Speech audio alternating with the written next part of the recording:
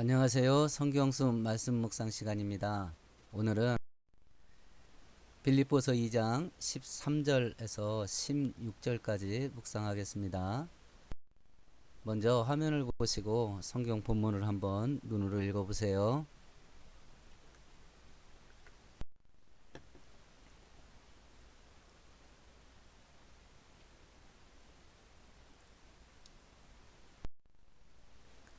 오늘 본문의 전체 내용을 요약해보면 저번에 다뤘던 본문 앞에 다뤘던 본문이 12절인데 내용이 두렵고 떨림으로 너희 구원을 이루라 이런 권면이었거든요. 오늘 읽었던 13절에서 16절까지는 그 두렵고 떨림으로 구원을 이루어가는 구체적인 실천 사항을 설명해 주는 본문이에요. 13절은 하나님은 어떤 하나님인가 이야기를 하고 있고요. 14절에서 16절까지는 12절의 구체적인 실천 사항을 권면하는 겁니다. 14절은 모든 일을 원망과 시비 없이 하라는 것이고 15절은 세상에서 빛들로 나타나라는 권면이고 16절은 말씀을 굳게 지켜라 라고 하는 권면입니다. 이 중에 오늘은 13절 한 절만 묵상토록 하겠습니다. 13절을 눈으로 다시 한번 읽어보세요. 내용은 하나님은 어떤 하나님이신가 라고 하는 걸 설명해 주는 본문이네요. 공동번역으로 읽어보시면 내용이 조금 더 분명해집니다. 하나님은 어떤 하나님인가? 첫 번째, 우리 안에서 행하신답니다. 두 번째, 우리에게 소원이 일어나게 하신답니다. 세 번째는 소원을 행할 수 있는 능력을 주시는 분으로 이렇게 설명하고 있습니다. 이제 해석을 해보십시다. 오늘은 그 본문 내용이 약간 신학적인 내용이 포함되어 있네요. 하나님이 어디 계시냐? 우리 안에 있답니다.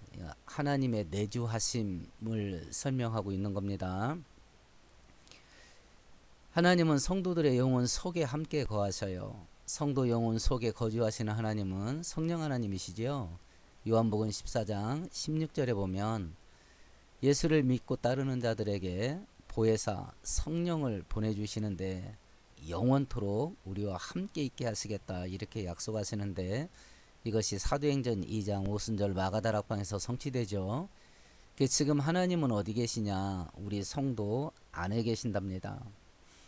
유대인들이 기독교를 인정하고 받아들일 수 없는 여러 가지 이유가 있는데 그 중에 하나가 하나님의 내주하심이라 그러더라고요. 어떻게 창조주가 피조물 속에 내주할 수 있냐?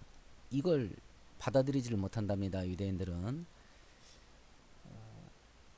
이 하나님의 내주하심을 이해하려면 반대되는 교리를 하나 비교해 보면 좀 이해가 쉬울지도 모르겠습니다. 하나님의 내주하심에 반대되는 교리는 무수보제라고 하는 교리죠. 하나님이 없는 장소가 하나도 없다. 온 우주에 편재하신다. 뭐 이런 뜻이죠. 거기 시편 139편 8절에 보면 우리가 어디 가도 거기에 하나님 계신다. 그게 바로 하나님의 편재하심 교리를 지지하는 성경 본문이죠. 우리가 한번 생각해 보십시다. 과학에서 기술이 발달하다 보니까 우주를 측정할 수 있는 그 범위가 점점 늘어납니다. 지금 인간의 기술로 우주 크기를 관측할 때 관측 가능한 크기가 약 920억 광년 정도 된다고 그럽니다. 그러니까 약 1000억 년이에요. 빛의 속도로 가도 1000억 년을 지름 1000억 년짜리 우주입니다. 이게 끝이냐? 그게 아니라 인간의 기술로 관측 가능한 크기입니다. 그 바깥에 뭐가 있는지 또 모르는 것이요. 보이저호가 태양계를 벗어나면서 지구를 찍어서 전송했습니다. 고작 태양계에서 보았는데 지구가 푸른 점으로 보였던 것 혹시 방송에서 보았는지 모르겠습니다. 무수보제하신 하나님 광대하십니다. 위대하셔요. 그런데 그 우주를 다 품고 계신 하나님께서 이 엄청난 크기의 우주 가운데 우리 태양계가 있는 은하의 크기가 얼마나 될까요? 고작 태양계에서 지구를 찍었는데 점 하나입니다. 그 지구 안에 80억이 삽니다. 그 중에 나 하나 속에 온 우주보다 더 크신 하나님이 들어와 자정하신다. 그래서 어떤 신학자들은 천지창조할 때 사용했던 능력보다 하나님께서 우리 안에 들어오시는데 사용된 능력이 더 컸다고 이렇게 이야기하는 신학자도 있더라고요. 뭐 이해가 일리가 있다 생각합니다. 그럼 문제가 되는 게 뭐냐면 성경은 분명히 하나님께서 성도들의 영혼 속에 들어와 계신다 라고 말씀을 하시는데, 그러면 내 안에 하나님이 계시는지, 더 정확하게 표현하면 성령 하나님이 계시는지 대체 어떻게 이거 확인을 할 거냐라고 하는 문제입니다. 성경에서 말하는 몇 가지 방법들을 한번 살펴보겠습니다. 왜냐하면 우리나라는 이 부분을 점검할 때 거의 대부분 은사적인 점검을 하기 때문에 그렇습니다. 일단 성경을 통해서 우리 안에 성령님이 계시는가 안 계시는지 어떻게 점검할 수 있는지 살펴보겠습니다.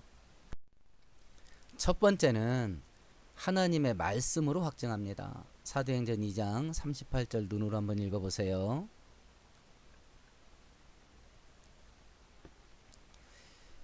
회개하고 예수님 이름으로 세례받고 제사함 받는다. 이걸 한 단어로 표현하면 예수 믿고 구원받는 거지요. 예수를 믿으면 성령의 선물을 받는답니다. 그러면 성령 하나님이 내 안에 있냐 없냐 이걸 뭘로 확증할 거냐? 하나님 말씀을 놓고 확증하는 겁니다. 사도행전 2장 38절은 저렇게 말하는데 내가 진짜 예수를 믿냐 안 믿냐 하는 걸 물어보세요. 본인에게. 나 진짜 예수 믿는다 라고 대답이 됐다면 사도행전 2장 38절 사건이 일어나게 됩니다. 하나님께서 예수를 믿는 자들에게 성령 주신다고 약속하셨으니 나 예수 믿는다. 그러면 내가 느끼든지 못 느끼든지 내 안에 성령님 계신다. 이렇게 믿고 확신하면 되겠습니다. 다른 부연 설명을 좀 해보면 로마서 8장 15절에 보면 15절 16절에 보면 성령 하나님이 우리 안에서 우리로 하여금 하나님을 아버지라고 부르게 한답니다. 그러면 지금 본인이 하나님을 아버지라 부르는가 하는 걸 질문을 해보세요. 하나님을 아버지라 부른다면 성령의 역사입니다. 그걸 가지고 이 말씀에 의지해서 성령 하나님이 우리 안에 있음을 확인할 수 있죠. 하나를 더 설명해 보십시다. 고린도전서 12장 3절에 보면 성령으로 하지 않으면 누구든지 예수를 주님이라고 부르지 못한답니다. 내가 지금 예수님을 주님이라고 부른다면 성령께서 내 안에 계신 증거가 될 수 있습니다.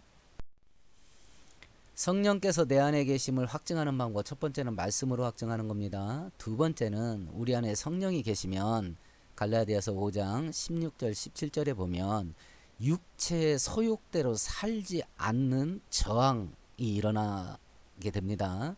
죄 짓는 것에 저항하고 거룩을 추구합니다. 이게 성령이 우리 안에 들어오셔야 나타나는 현상이에요. 100% 죄 안 짓는 사람은 없습니다. 근데 죄를 질 때 옛날에는 아무 생각 없이 죄를 지었는데 지금은 고민하고 또 그것을 행하고 나면 죄책감을 느끼고 어떻게든지 안 해보려고 하고 이런 마음, 이런 삶의 변화가 있다면 성령께서 우리 안에 계신 것을 증명하는 증거가 되겠습니다.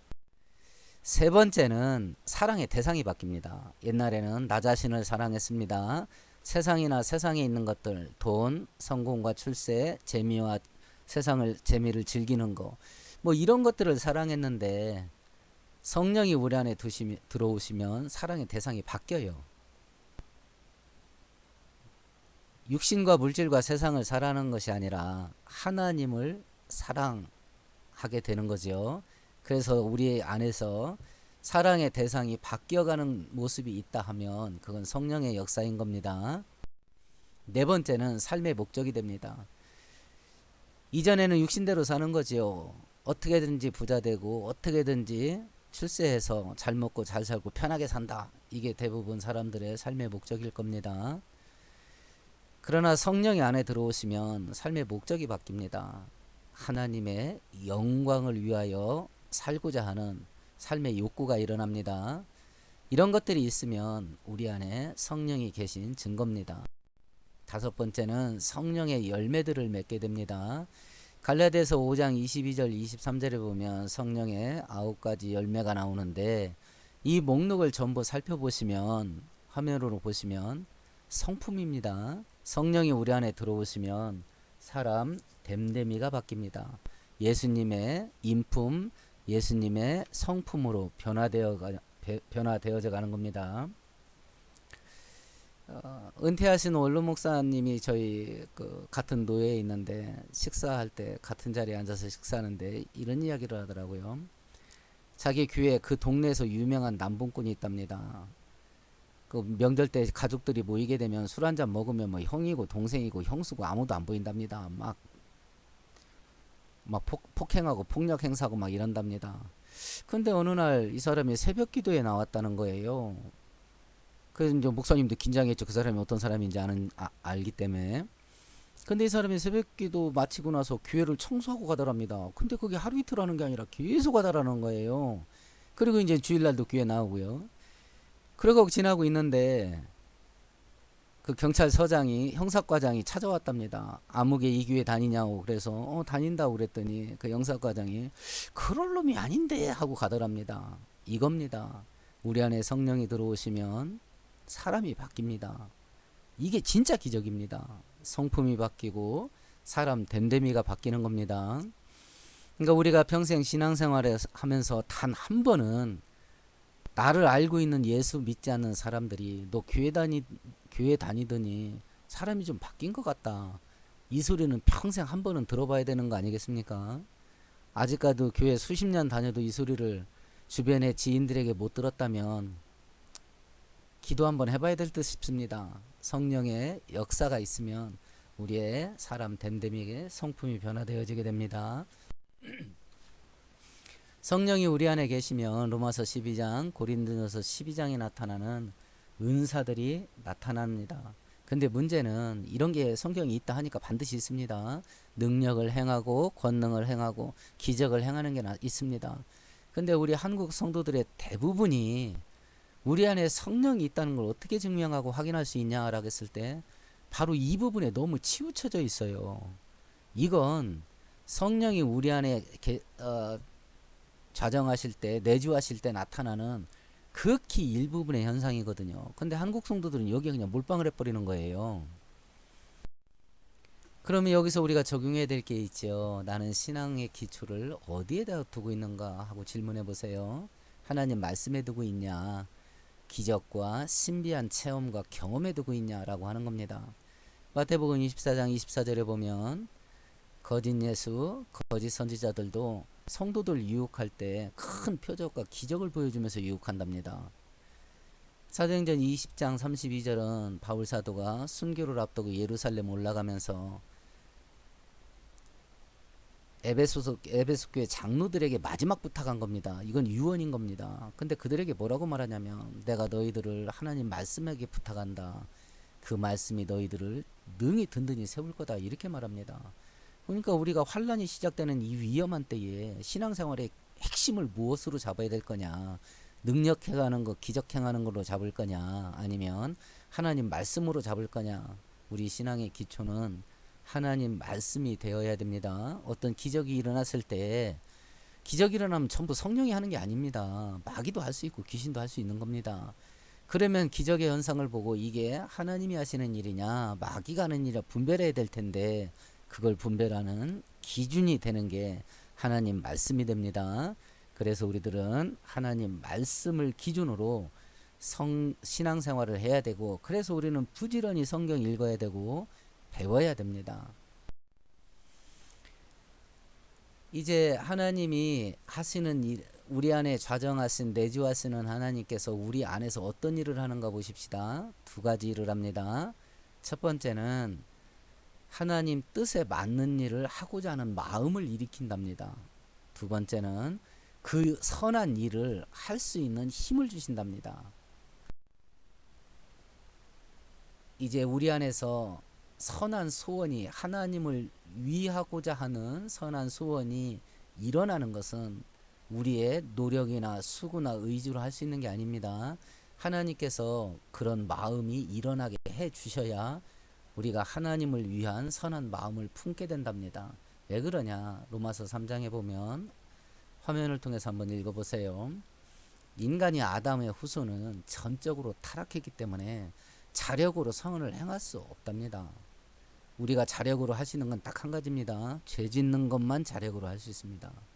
그래서 하나님께서 우리 안에 계셔서 하나님을 위해서 선한 일을 할 수 있는 마음을 자꾸 불러일으킨대요. 두 번째는 내가 착한 일을 해야 되겠다. 하나님을 위해서 선한 일을 해야 되겠다. 결심만 하면 뭐 하겠습니까? 그 일을 할 수 있는 능력이 없어요.